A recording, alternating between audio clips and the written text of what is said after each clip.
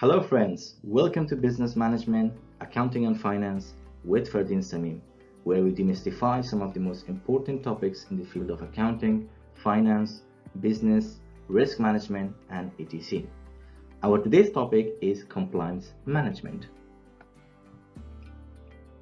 In today's episode, we're going to learn what is compliance management, its definition, objectives, and scope. We're going to touch on its importance by giving some of the advantages and disadvantages. We're also going to explore the key elements and tools for a compliance practitioner, such as policies, trainings, and risk monitoring. And finally, we will also learn how compliance is embedded in small and large organizations. So that was the agenda for today's session. Let's start the presentation. If you think compliance is expensive, try non-compliance. Quote former U.S. Deputy Attorney General Paul McNulty. With the simple statement, he has expressed why and how compliance is important. Compliance management refers to the processes and practices that organizations adopt to ensure adherence to laws, regulations, and industry standards. It involves implementing strategies and systems to mitigate the risks, maintain transparency, and uphold ethical practices. It is very important to understand the primary and important objectives of a compliance practitioner. A compliance practitioner needs to ensure full compliance with regulatory requirements, any applicable laws, policies, and procedures in place. They also need to ensure that efficient internal controls are in place to safeguard the organization from non-compliant events. Compliance practitioner has to ensure that the importance of compliance and ethical standards are acknowledged and considered in all levels of the organization. The scope of compliance management function typically includes the following aspects, such as regulatory compliance, internal policies, processes and procedures, risk assessments, training and education, reporting and documentation, and continuous improvement.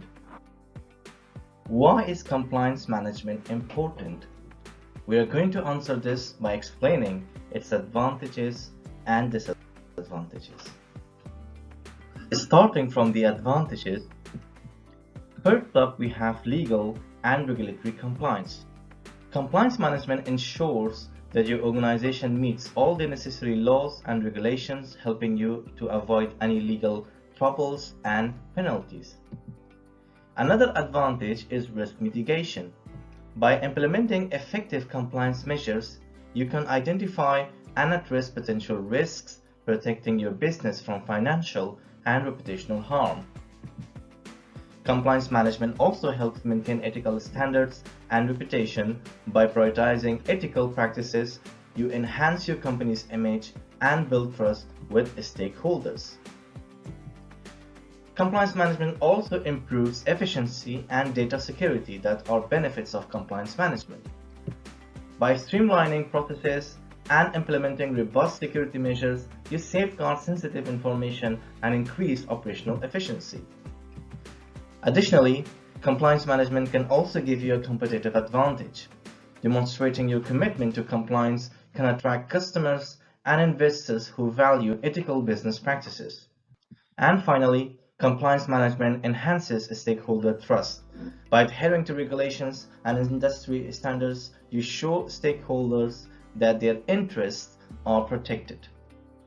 Now let's discuss the disadvantages of a compliance management function. Firstly, it can be resource intensive. Complying with regulations often require dedicated personnel, time, and financial investment. Second is the complex and ever-changing regulatory environment that possesses another challenge to compliance management. Staying up to date with new requirements and adapting to changes can be demanding for any organization. Cultural and behavioral challenges may arise from implementing compliance measures. Employees may resist or struggle to adopt new practices, impacting the overall compliance culture. Compliance management may also have limited flexibilities. A strict adherence to regulations can restrict their organizational agility and innovation. Lastly, there is the cost of compliance. Meeting regulatory obligations can lead to increased expenses, including compliance training, audits, and technology investments. And now we have come to the third section of this video, which is compliance strategy and tools. The first strategy that we are going to talk about is compliance monitoring program. It's one of the fundamental strategy or elements of a compliance practitioner in order to ensure that compliance management effective objectives are implemented. But how can we implement compliance monitoring program? The first tool is Compliance Universe. We should prepare, maintain, and update our Compliance Universe database on a continuous basis for all applicable regulatory and law requirements. Compliance Universe is basically a database where you input all of your regulatory requirements, you maintain and update them on a continuous basis. You keep track of all of your non-compliant, partial compliant, and compliant requirements using the Compliance Universe database. Subsequently, you can also use a compliance action tracker where you will be able to keep track of all the non-compliant and also the mitigation actions to implement those non-compliant obligations. The second tool to implement compliance monitoring program is the CRMP, or the Compliance Risk Monitoring Plan. We need to prepare a CRMP for all of the applicable requirements, and once the plan is prepared, we need to conduct review and testing of those CRMPs. Remember, the CRMPs needs to be prepared based on risk categorization. In other words, we have to put risk for all of the applicable requirements, and then based on the risk rating, we can assess our CRMPs or prioritize our CRMPs. Another tool is to maintain a risk register. A compliance risk register is a document where top compliance issues are highlighted with details of ongoing escalation, risk rating, provision, and action points agreed.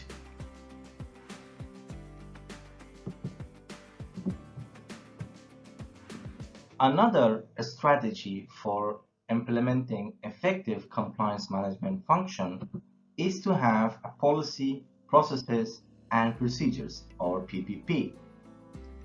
Implementing policy, processes, and procedures are a key and essential move for any organization in order to ensure efficiency and effectiveness in the operational level. The tools that we can use to ensure that policy, processes, and procedures are implemented are PPP catalog. What is a PPP catalog? It's a database or catalog with the list and detail of all policy, processes, and procedures in place that should be continuously updated. Another tool that we can use is the PPP review and renewal. Once we have maintained the database or the catalog of the PPP, we should look for review and renew any expired policy, processes, and procedures in place. Another tool to ensure that policy, processes, and procedures are maintained accordingly, we should perform a periodic compliance monitoring of the PPP. Monitoring means we should review, test, and get evidence of the policy implementation, processes, and procedures that are currently in practice. Another strategy to ensure that compliance objectives are sufficiently met in an organization is to ensure that a sufficient training and awareness programs are provided. The first tool that we can use to ensure this is to have a tune from the top. Tune from the top simply means that leadership needs to exert compliance initiatives and encourage compliance culture within an organization. Leadership also needs to communicate and emphasize on compliance and ethical standards importance. And they have to show a strong leadership commitment to compliance. Another way is to ensure sufficient training and awareness sessions are provided to all staff, partners, third parties, and associates using any platform, either online, offline, or in-class sessions. Nowadays, with all of the advancements, almost all of the organizations in any size can conduct trainings either online or offline. You could also use code of conduct exercises to emphasize compliance requirements, ethical behaviors, and decision making. Finally, communication and articles. This is very important. Communication of compliance requirements using different channels such as email, magazine articles, artwork messages, newsletters, workshops, and etc.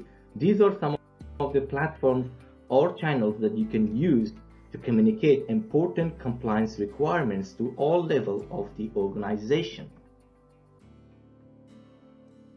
So now we have come to our last section of today's topic. How is compliance embedded in a small and large organization? We're going to discuss key differences of compliance function to answer this question better. The key differences between small and large organizations in implementing compliance management is resources constraints and organizational structure. For example, SMEs typically have limited resources, including financial, human, and technological resources. This can pose challenges in terms of allocating dedicated personnel and investing in sophisticated compliance management systems compared to larger organizations with more extensive resources.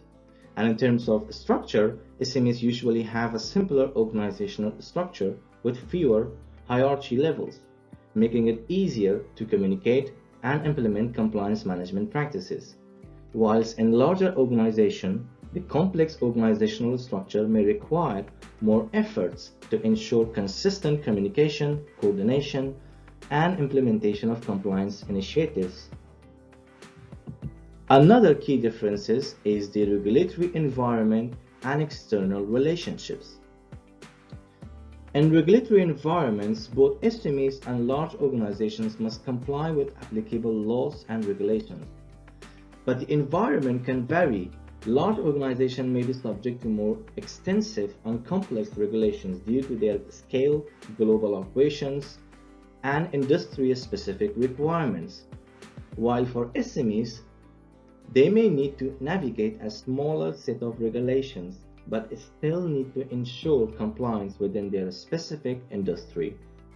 In terms of external relationships, larger organizations typically have more extensive network of stakeholders, including customers, suppliers, investors, and regulatory bodies. Compliance management in large organizations often involve managing these complex relationships and ensuring compliance across multiple parties. SMEs may have fewer external relationships, making it more manageable to monitor and maintain compliance within the organization.